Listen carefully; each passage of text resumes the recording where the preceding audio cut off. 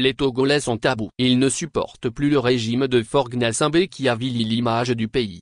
20 ans de statuque, de pillage systématique des ressources du pays, de crimes politiques et économiques, après 38 ans de règne de son père. Le peuple togolais en a assez. L'exaspération et la colère décrivent ce sentiment de rejet des Togolais vis-à-vis de cette dictature qu'il a pris en otage depuis 58 ans. Tous les secteurs se lèvent. Le contexte socio-politique togolais actuel suscite des inquiétudes dans plusieurs rangs. À la suite de la conférence des évêques du Togo, un groupe de prêtres togolais appelle à une mobilisation spirituelle nationale en faveur de la paix, de la justice et de la dignité. Ils appellent à travers les diocèses du pays à une campagne de 3 jours de prière, de jeûne et de supplication du 23 au 25 juin 2025. Cet appel se veut l'écho du message alarmant des évêques du Togo publié le 26 mai dernier. Dans cette adresse, la conférence des évêques du Togo, avait exprimé son inquiétude face au climat socio-politique délétère, en exhortant à une prise de conscience des autorités, à l'écoute du peuple,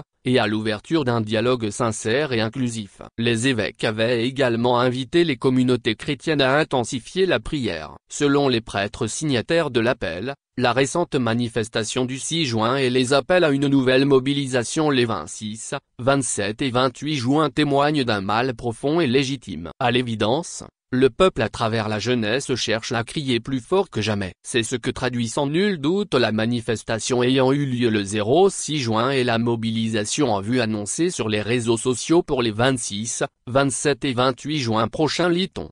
Le groupe de prêtres invite à la supplication dans le jeûne, la prière et le sacrifice les 23, 24 et 25 juin 2025. Cette démarche spirituelle afin que le Seigneur chasse les ténèbres et brise les chaînes, qu'il éveille les autorités, ouvre les oreilles de leur cœur et qu'enfin la voix du peuple soit entendue, priait la 7. Également et surtout que la mobilisation du 26, 27 et 28 se déroule sans heurts et sans aucune violence, souhaitent ces prêtres. Les 3 jours de prière seront l'occasion pour les fidèles de se rassembler autour d'un même élan spirituel. Les initiateurs de cette lettre invitent à allumer des bougies dans les maisons, les églises, les lieux publics ou encore sur les tombes des ancêtres, en signe de foi et d'espérance. Ces lumières seront les prémices d'un jour nouveau pour le Togo réconcilié avec lui-même. Ce mouvement, bien qu'initié sans mandat officiel, se veut un acte de conscience et de responsabilité partagée, ancré à la fois dans la mission sacerdotale et dans la citoyenneté. Il espère ainsi contribuer à un déroulement pacifique des mobilisations annoncées,